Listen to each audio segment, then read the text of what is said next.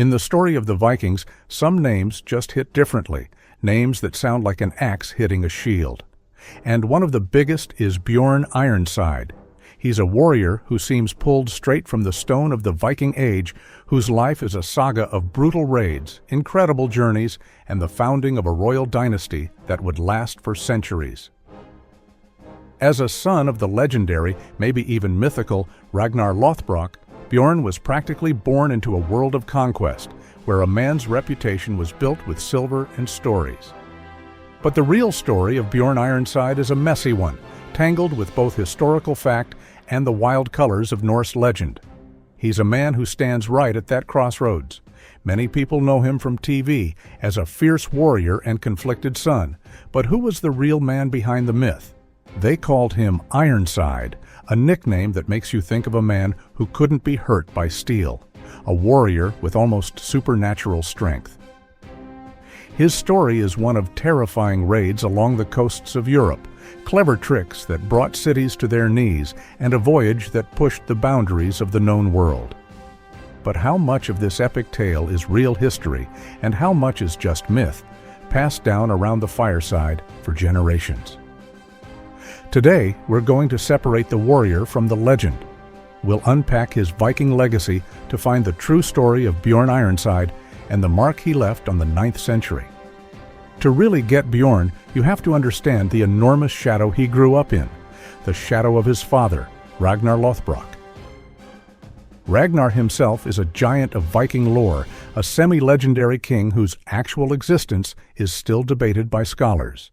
He's the hero of his own epic, a man who the stories say fought dragons and whose name alone struck fear across the seas. Whether he was one man or a composite of many, Ragnar represented the Viking ideal, a fearless adventurer and a leader who carved his own destiny. Bjorn was born into this world.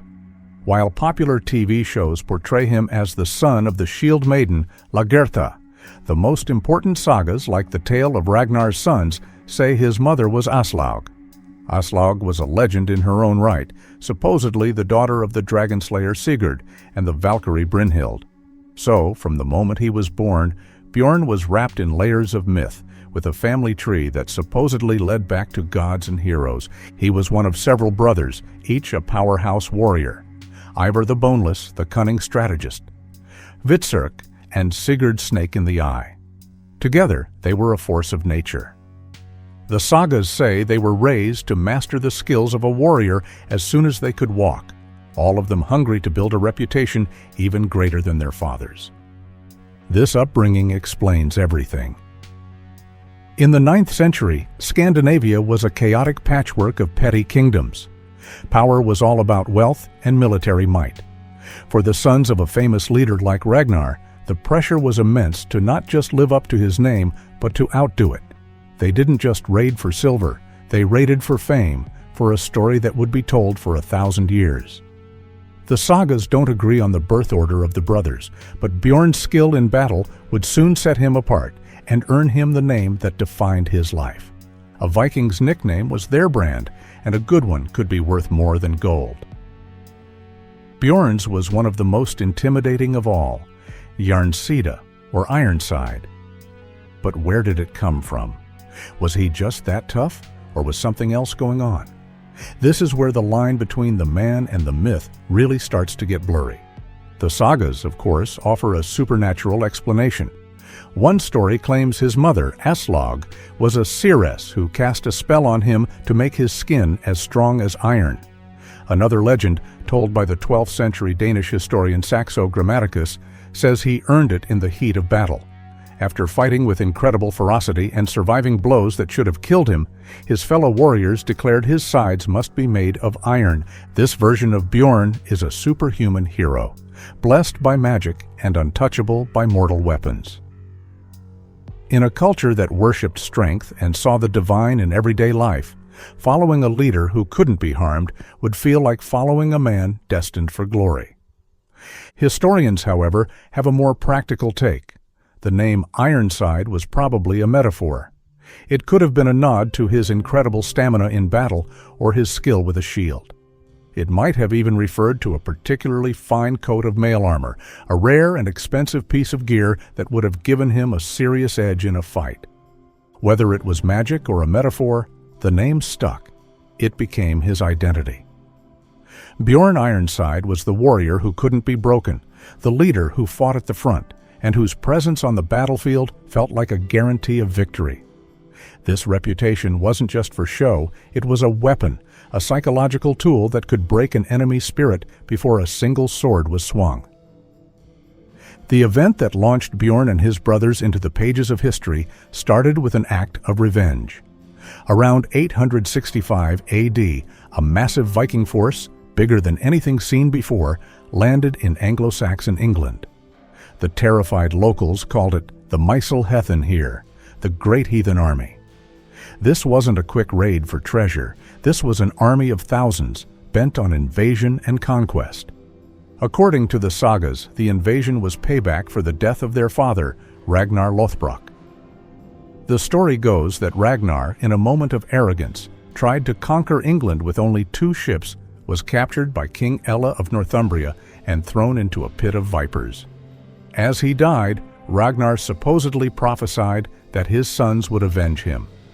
When the news reached them, the sagas say, Bjorn gripped his spear so hard, the imprint of his fingers was left in the wood. While the sagas emphasize the leadership of brothers like Ivar the Boneless and Bjorn, contemporary accounts are less specific about who led the charge, often just mentioning Ivar or Ubba. But revenge was likely just part of the story. Historians think the invasion also had practical goals. England's kingdoms were divided and rich, making them perfect targets for a unified army looking for land to settle. This was a major shift in Viking strategy, from raiding to occupation. The army landed in East Anglia in 865 and spent the winter gathering horses and supplies. Then they marched north to King Ella's kingdom of Northumbria. In 866, they took its most important city, York, and turned it into their capital, Jorvik. When Ella finally fought back, he was utterly defeated and captured.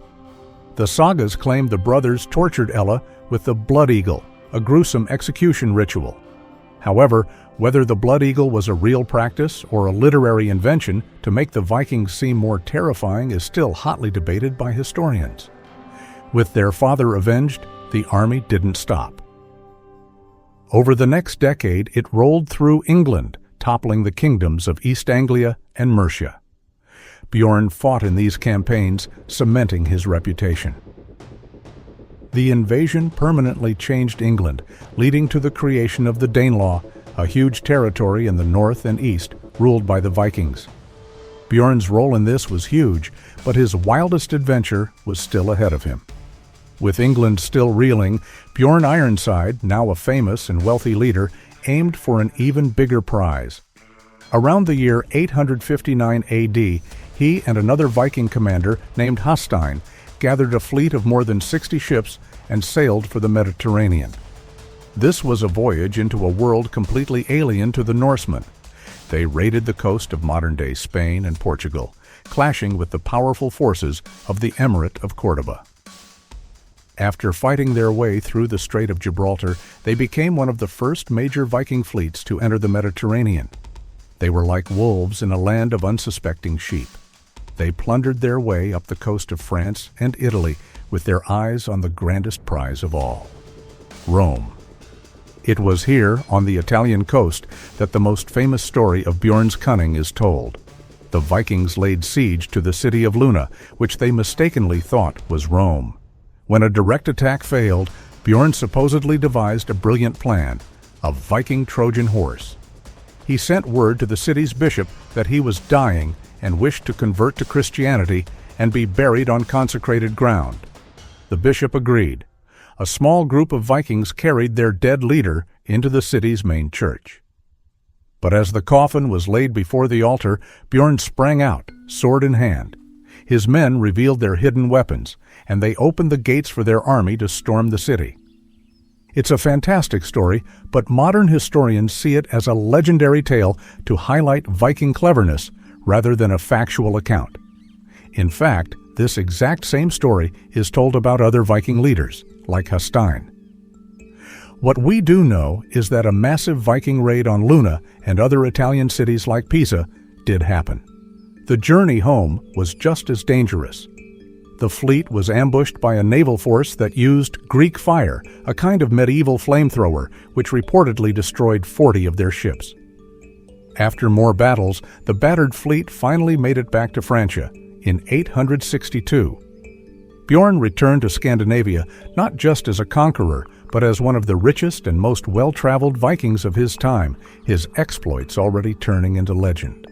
After years of raiding from England to Italy, Bjorn Ironside's story entered its final chapter. He came back to Scandinavia with enormous wealth and prestige. The sagas tell us he used this power to become a king. According to sagas like the tale of Ragnar's sons, Bjorn became the king of Sweden, ruling from the historic center of power at Uppsala. This shift from a roving sea king to a landed monarch was a major change happening across the Viking world. Chieftains were starting to consolidate power and form the kingdoms that would eventually become Denmark, Norway, and Sweden. Bjorn is often called the founder of the Munso dynasty, a line of kings said to have ruled Sweden for over 150 years. However, the historical basis for this dynasty, especially its early members, is shaky and heavily debated by scholars.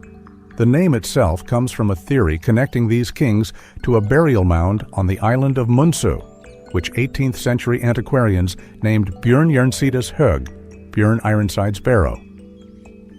While there's no proof Bjorn is buried there, the name shows his lasting importance to Swedish history.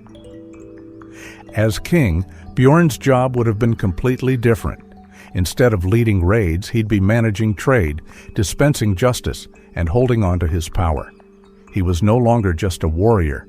He was a statesman. The sagas are quiet about how he died.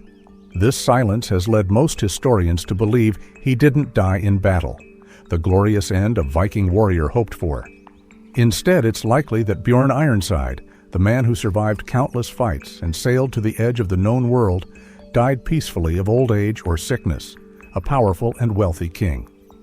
His legacy was supposedly passed to his sons, Eric and Raefel, but like much of his life, their stories come from sagas, and their existence is not confirmed by historical records.